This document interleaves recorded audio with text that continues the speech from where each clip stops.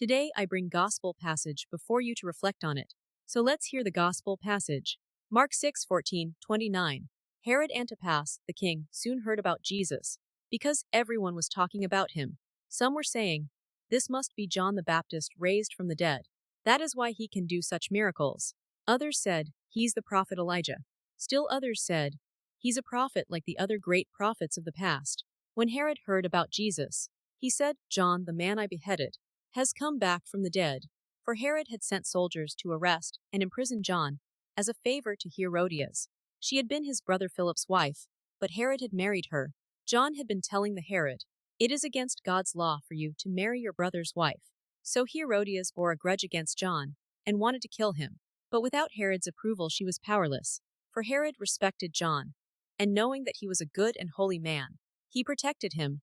Herod was greatly disturbed whenever he talked with John, but even so, he liked to listen to him.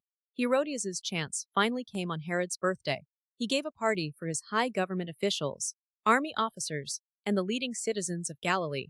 Then his daughter, also named Herodias, came in and performed a dance that greatly pleased Herod and his guests.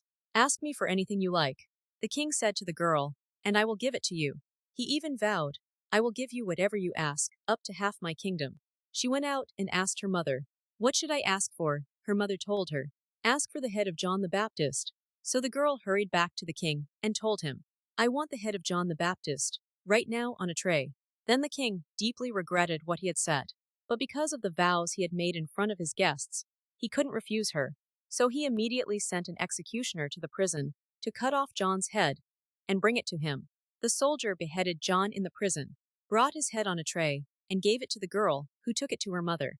When John's disciples heard what had happened, they came to get his body and buried it in a tomb.